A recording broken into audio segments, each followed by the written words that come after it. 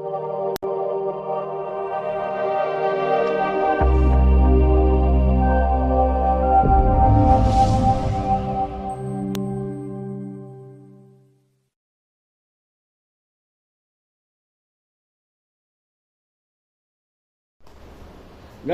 current ratio analysis management accounting Bangalore North University 2025 ಅಲ್ಲಿ 10 marks ಒಂದು question ಇದೆ. ಇದು ಕೂಡ ಸ್ಟ್ರೇಟ್ ಕ್ವಶನ್, ತುಂಬಾ ಈಸಿ ಆಗಿದೆ. Following is the extracted information from the financial statement of Nandana Company Limited March 2025.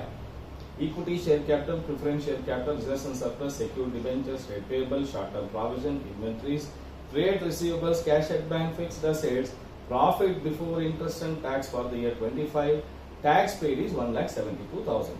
Opening stock, closing stock, sales made during the year, cost of goods sold ಎಲ್ಲ ಕೊಟ್ಟಿದ್ದಾರೆ.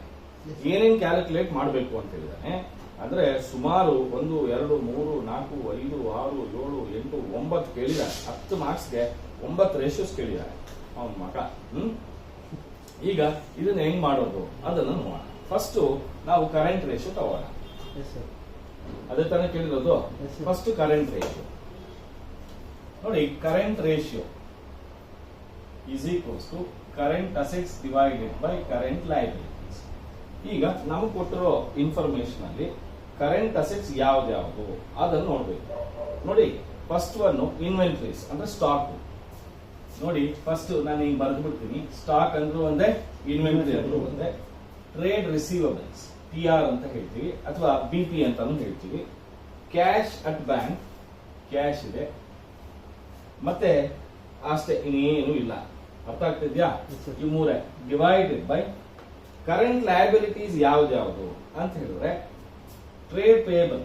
ಏನಿದು trade payable, ಇದನ್ನ bills payable ಅಂತಾನು ಹೇಳ್ತೀವಿ.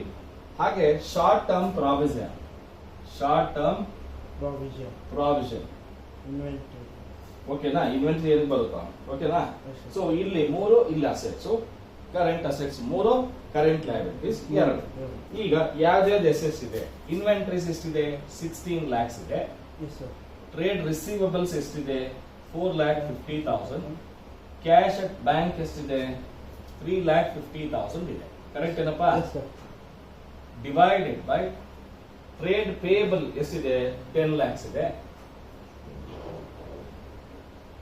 Short term provision ಎಷ್ಟಿದೆ? 6 lakhs ಇದೆ. ಈಗ total ಮಾಡಿ 16, 20, 24 ಲಕ್ಷ ಡಿವೈಡೆಡ್ ಬೈ 16 ಲಕ್ಷ. ಈಗ 24 ಡಿವೈಡೆಡ್ ಬೈ 16 1.5:1. ನೋಡಿ ಇದು ಕರೆಂಟ್ ರೇಷಿಯೋ ಬಂತು. ಎರಡನೇದು ಏನಿದೆ? ಲಿಕ್ವಿಡ್ ರೇಷಿಯೋ ಅಥವಾ ಕ್ವಿಕ್ ರೇಷಿಯೋ. ನೋಡಿ ಲಿಕ್ವಿಡ್ ರೇಷಿಯೋ ಅಂದ್ರೂ ಒಂದೇ, ಕ್ವಿಕ್ ರೇಷಿಯೋ ಅಂದ್ರೂ ಒಂದೇ. ಇದಕ್ಕೆ quick assets divided by current liability ಅಥವಾ ಕ್ವಿಕ್ ಲಯಬಿಲಿಟಿ ಏನಂತ ಹೇಳ್ತೀವಿ? Quick liability. ನೋಡಿ ಇದರಲ್ಲಿ ನಾನು ಹೇಳಿದ್ದೆ ನಾವಾಗಲೇ ಕರೆಂಟ್ ಅಸೆಟ್ಸ್ ಮೈನಸ್ ಸ್ಟಾಕ್ ಅಂತ ಹೇಳಿದ್ದೆ. Stock is nothing but inventory. Quick liability ನಲ್ಲಿ ಶಾರ್ಟ್ ಟರ್ಮ್ ಪ್ರಾವಿಷನ್ ನ ಮೈನಸ್ ಮಾಡಬೇಕು. ಶಾರ್ಟ್ ಟರ್ಮ್ ಪ್ರಾವಿಷನ್ ನ ಮೈನಸ್ ಮಾಡಬೇಕು. ಈಗ ಟೋಟಲ್ 24 ಲಕ್ಷ ಕರೆಂಟ್ ಅಸೆಟ್ ಇತ್ತು. ಅದರಲ್ಲಿ ಸ್ಟಾಕ್ ಇನ್ವೆಂಟರಿ ಎಷ್ಟು ಬಂದಿದೆ? 16 ಲಕ್ಷ. ಹಾಗೆ ಕರೆಂಟ್ ಲಯಬಿಲಿಟಿ 16 ಲಕ್ಷ ಇತ್ತು. ಇದರಲ್ಲಿ 6 ಲಕ್ಷ ರೂಪಾಯಿ ಏನಾಗಿದೆ? ಶಾರ್ಟ್ ಟರ್ಮ್ ಪ್ರಾವಿಷನ್ ಇದೆ, ಮೈನಸ್ ಮಾಡಿ. ಓಕೆನಾ. 24ರಲ್ಲಿ 16 ಹೋದ್ರೆ 8 ಲಕ್ಷ, 16ರಲ್ಲಿ 6 ಹೋದ್ರೆ 10 ಲಕ್ಷ. ಅಲ್ಲಿಗೆ 0.8:1. 0.8:1. ನೆಕ್ಸ್ಟ್ ಡೆಟ್ ಈಕ್ವಿಟಿ ರೇಷಿಯೋ ಮಾಡೋಣ. ಏನ್ ಮಾಡೋಣ? Debt equity ratio. ಇದಕ್ಕೆ long term debt divided by shareholders fund. Long term debt divided by shareholders fund. Long term debt ಏನೇನಿದೆ ನಮಗೆ ಕೊಟ್ಟಿರೋ ಇನ್ಫಾರ್ಮೇಶನ್ ಅಲ್ಲಿ ಅಂದ್ರೆ ನೋಡಿ, ನಮಗೆ ಸೆಕ್ಯೂರ್ಡ್ ಡಿಬೆಂಚರ್ಸ್ ಅಂತ ಇದೆ, ಅದೊಂದೇ ಇರೋದು ಲಾಂಗ್ ಟರ್ಮ್ ಅಲ್ಲಿ. ಕರೆಕ್ಟಾ? ಹಾಗಾದ್ರೆ ಡಿಬೆಂಚರ್ಸ್ 12 lakhs ಇದೆ. ಇನ್ನ ಶೇರ್ ಹೋಲ್ಡರ್ಸ್ ಫಂಡ್ ಅಲ್ಲಿ equity capital 32 lakh, preference share capital 10 lakh, reserves and surplus 6 lakh, ಒಟ್ಟು 48 ಲಕ್ಷ ಇದೆ. ಎಷ್ಟಿದೆ? 48 ಲಕ್ಷ. ಸರ್ ಅದು ಯಾವ್ದಾದ್ರು ಇನ್ನೊಂದ್ಸತಿ ಹೇಳ್ತೀರಾ? ಅದು ಯಾವ್ದಾದ್ರು equity share capital, preference share capital, reserves and surplus. ನಾನು ಆವಾಗಲೇ ಬರ್ಸಿದ್ನಲ್ಲಪ್ಪ, ಹಾಂ ಸರ್, ಅವೆಲ್ಲ ಮಾಡಿದ್ದೀವಿ ತಾನೆ. ಹಾಂ ಸರ್. ಈ ಪ್ರಾಬ್ಲಮ್ ಮರೆದೋದ್ರೆ ಹೆಂಗೆ?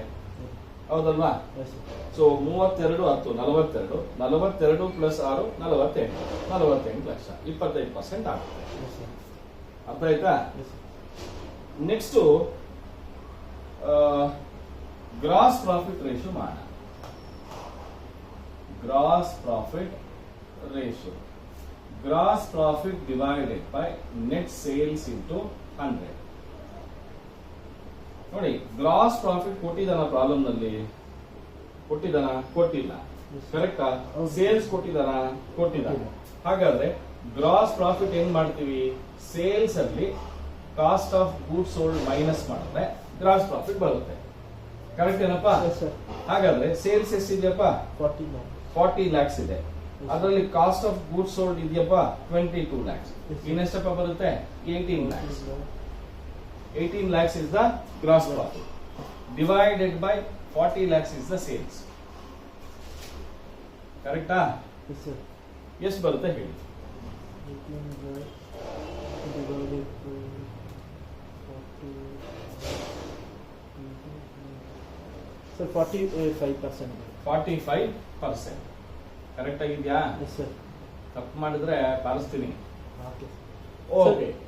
ಈಗ ಏನಪ್ಪಾ ಸರ್, ಅದು ಇವಾಗ 25 ಅಂತ ಹಾಕಿದ್ರಲ್ಲ, ಅದು ಇಲ್ಲಿ 0.25 ಅಂತ ಬಂದಿದೆ ಸರ್. ಅದು 0.25 ಬಂದಿದ್ಯಾ? ಹಾಂ ಸರ್. ಸರಿ, 0.25 ಆಯ್ತೇನಪ್ಪ?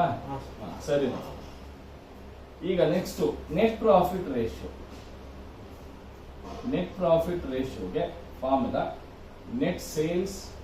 Net profit divided by net sales into 100. ಈಗ ನಮಗೆ ನೆಟ್ ಪ್ರಾಫಿಟ್ ಗೊತ್ತಿಲ್ಲ, ನೆಟ್ ಸೇಲ್ಸ್ ಗೊತ್ತಿದೆ. ಕರೆಕ್ಟಾ? ನೆಟ್ ಸೇಲ್ಸ್ ಬಂದು 40 ಲ್ಯಾಕ್ಸ್ ಇದೆ, ಬಟ್ ನೆಟ್ ಪ್ರಾಫಿಟ್ ಎಷ್ಟು ಅಂತ ಗೊತ್ತಿಲ್ಲ. ಇದನ್ನೇ ಕ್ಯಾಲ್ಕುಲೇಟ್ ಮಾಡ್ಬೇಕು ನಾವು. ಹೆಂಗ್ ಮಾಡೋದು ಸರ್ ಅಂದ್ರೆ, ನೋಡಿ ಅಲ್ಲಿ ಅವನೇ ಕೊಟ್ಟಿದ್ದಾನೆ profit before interest and tax, PBDT. Profit before interest and tax ಎಷ್ಟಂತ ಹೇಳಿದ್ದಾನೆ? 18 ಲ್ಯಾಕ್ಸ್ ಅಂತ ಹೇಳಿದ್ದಾನೆ. ನಮಗೆ ಬಂದಿದೆ cost of goods sold. Gross profit ಎಷ್ಟು ಬಂದಿದೆ? 18 ಲಕ್ಷ. ಕರೆಕ್ಟಾ? ಅದರಲ್ಲಿ ಏನ್ ಮೈನಸ್ ಮಾಡಬೇಕು? ಇಂಟ್ರೆಸ್ಟ್ ಅನ್ನ ಮೈನಸ್ ಮಾಡಬೇಕು. ಇಂಟ್ರೆಸ್ಟ್ ನೋಡಿ 9% ಸೆಕ್ಯೂರ್ಡ್ ಡಿಬೆಂಚರ್ಸ್ ಅಂತ ಇದೆ. 12 ಲ್ಯಾಕ್ಸ್ ಅಲ್ಲಿ 9% ಎಷ್ಟು ಬರುತ್ತೆ? 1,08,000 ಬರುತ್ತೆ. ಕರೆಕ್ಟ್ ಏನಪ್ಪಾ? ಅಲ್ಲಿಗೆ ನೆಟ್ ಪ್ರಾಫಿಟ್ ಎಷ್ಟು ಬರುತ್ತೆ? 16,92,000 ಬರುತ್ತೆ. ಇದರಲ್ಲಿ ಟ್ಯಾಕ್ಸ್ 1,72,000 ಮೈನಸ್ ಮಾಡಿ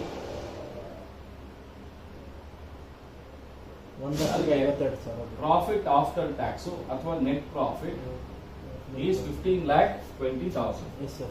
15,20,000 ಇಂಟು 100 ಎಷ್ಟು ಬರುತ್ತೆ ಹೇಳಪ್ಪ?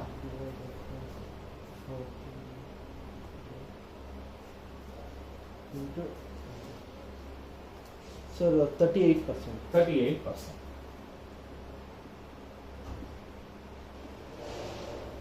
ಓಕೆ. ಇನ್ನೊಂದು ಏನ್ ಕೇಳಿದಾನೆ? ಸ್ಟಾಕ್ ಟರ್ನ್ ಓವರ್ ರೇಷಿಯೋ ಕೇಳಿದಾನೆ. STR ಏನಂತ ಬರೀತೀವಿ? Cost of goods sold divided by average stock. Correct ಏನಪ್ಪ? ನೋಡಿ, cost of goods sold problem ನಲ್ಲಿ ಅವನೇ ಕೊಟ್ಟಿದ್ದಾನೆ. Cost of goods sold is 22 lakhs ಅಂತ ಹೇಳಿದ್ದಾನೆ. ಕರೆಕ್ಟಾ? ಹೌದು ಸರ್. ಆಲ್ರೆಡಿ ಮಾಡಿದೀವಿ. ಯಾವ್ದ್ರಲ್ಲೋ ಎಲ್ಲೋ ಸಿಕ್ತು 22 ಲ್ಯಾಕ್ಸ್. ಎಲ್ಲಿ ಸಿಗ್ಲಿಲ್ವಾ? ಸಿಗ್ಲಿಲ್ಲ, ಪರವಾಗಿಲ್ಲ. ಇಲ್ಲಿ ಮಾಡಿದೀವಿ ನೋಡು, ಈ ಕಡೆ ಆ ಕಡೆ ಮಾಡಿದೀವಿ. ಇರ್ಲಿ, ಪರವಾಗಿಲ್ಲ. Average stock, opening stock 3,60,000, closing stock 4,20,000. ನೋಡಿ, ಓಪನಿಂಗ್ ಸ್ಟಾಕು 3,60,000, ಕ್ಲೋಸಿಂಗ್ ಸ್ಟಾಕು 4,20,000. ಇವೆರಡು ಆಡ್ ಮಾಡಿದ್ರೆ 780 divided by 3 3,90,000.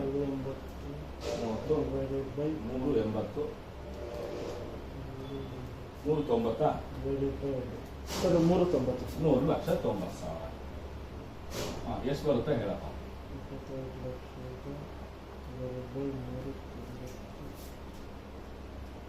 Sir 5.64 5.64 is times. ಓಕೆನಾ? ಈಗ ನೆಕ್ಸ್ಟ್ ಪೌಸ್ ಮಾಡು.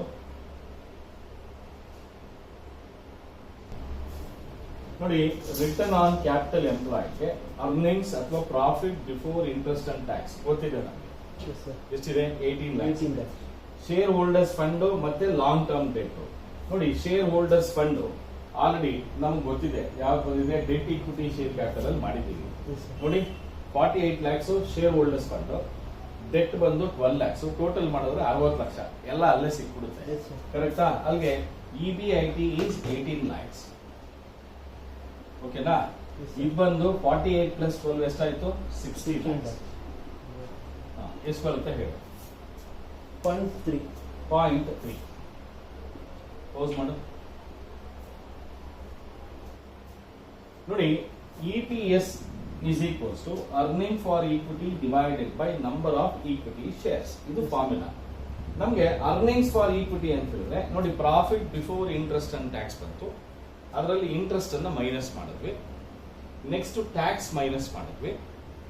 ನೆಕ್ಸ್ಟ್ ಏನ್ ಬರುತ್ತೆ ಅಂದ್ರೆ ಇದರಲ್ಲಿ ಪ್ರಿಫರೆನ್ಸ್ ಡಿವಿಡೆಂಡ್ ಏನಾದ್ರು ಇದ್ರೆ ಮೈನಸ್ ಮಾಡಬೇಕಾಗುತ್ತೆ. ನೋಡಿ, ಪ್ರಾಬ್ಲಮ್ ನಲ್ಲಿ ಪ್ರಿಫರೆನ್ಸ್ ಶೇರ್ ಕ್ಯಾಪಿಟಲ್ ಅಂತ ಕೊಟ್ಟಿದ್ದಾನ? ಎಸ್ ಕೊಟ್ಟಿದ್ದಾನೆ. ಎಷ್ಟಿದೆ? 10 ಲಕ್ಷ ರೂಪಾಯಿ ಇದೆ ಪ್ರಿಫರೆನ್ಸ್ ಶೇರ್ ಕ್ಯಾಪಿಟಲ್. ಅದಕ್ಕೆ 8% ಪ್ರತಿ ವರ್ಷ ಡಿವಿಡೆಂಡ್ ಕೊಡಬೇಕು. ಅಂದ್ರೆ 80,000 ರೂಪಾಯಿಯಷ್ಟು ಡಿವಿಡೆಂಡ್ ಅನ್ನ ಕೊಡಬೇಕು. ಕರೆಕ್ಟ್ ಏನಪ್ಪಾ? ಹಾಗಾದ್ರೆ ನಮಗೆ 14,40,000 ರೂಪಾಯಿ is the earnings for equity ಅಂತ ಹೇಳ್ತೀವಿ. Earnings for equity. ಈಗ 14,40,000 is the earning for equity. Number of equity ಶೇರ್ಗೆ ಈಕ್ವಿಟಿ ಶೇರ್ ಕ್ಯಾಪಿಟಲ್ 32 ಲಕ್ಷ ಇದೆ. ಒಂದೊಂದು ಶೇರ್ ಬೆಲೆ 10 ರೂಪಾಯಿ ಅಂತೆ. ಅಲ್ಲಿಗೆ 3,20,000 ಈಕ್ವಿಟಿ ಶೇರ್ಸ್ ಬರ್ತಾ ಇದೆ. ಕರೆಕ್ಟ್ ಏನಪ್ಪಾ? ಅಲ್ಲಿಗೆ 3,20,000 ಈಕ್ವಿಟಿ ಶೇರ್ಸ್. ನೋಡಿ, ಡಿವೈಡ್ ಮಾಡಿ. 4,000 ಕ್ಯಾನ್ಸಲ್ ಮಾಡಿ. 144 ಡಿವೈಡೆಡ್ ಬೈ 32. 4.5. ಅಂದ್ರೆ ಒಬ್ಬ 10 ರೂಪಾಯಿ ಹಾಕಿರ್ತಕ್ಕಂಥ ಶೇರ್ ಹೋಲ್ಡರ್ಗೆ 4 ರೂಪಾಯಿ 50 ಪೈಸೆ ಅಷ್ಟು ಏನ್ ಬರುತ್ತೆ? ಅರ್ನಿಂಗ್ಸ್ ಪರ್ ಶೇರ್ ಬರುತ್ತೆ. ಇನ್ನ ಉಳಿದಿರ್ತಕ್ಕಂಥದ್ದು last one, shareholders fund to total assets ratio ಅಂತ ಹೇಳಿದ್ದಾರೆ. 9ನೇದು shareholders fund to total assets ratio. Total assets ratio. ನೋಡಿ, ಶೇರ್ ಹೋಲ್ಡರ್ಸ್ ಫಂಡ್ ಅಂತ ಹೇಳಿದ್ರೆ ಶೇರ್ ಹೋಲ್ಡರ್ಸ್ ಫಂಡ್ ಎಲ್ಲಿ ಮಾಡಿದ್ವಿ? ಡೆಟ್ ಇಕ್ವಿಟಿ ಶೇರ್ಗಳಲ್ಲಿ ಮಾಡಿದ್ವಿ. ಎಷ್ಟಿದ್ಯಪ್ಪ? 48 lakhs ಇದೆ. ಕರೆಕ್ಟಾ? 48 lakhs ಇದೆ. ಶೇರ್ ಹೋಲ್ಡರ್ಸ್ ಫಂಡ್ ಎಷ್ಟಿದ್ಯಪ್ಪ? ಇದು 48 lakhs. ಅದ್ರ ಮೇಲ್ಗಡೆ ಟೋಟಲ್ ಶೇರ್ ಹೋಲ್ಡರ್ಸ್ ಫಂಡ್ ಎಷ್ಟಿದೆಯಪ್ಪ? Sorry, 48 lakhs. 48 lakhs. Total assets.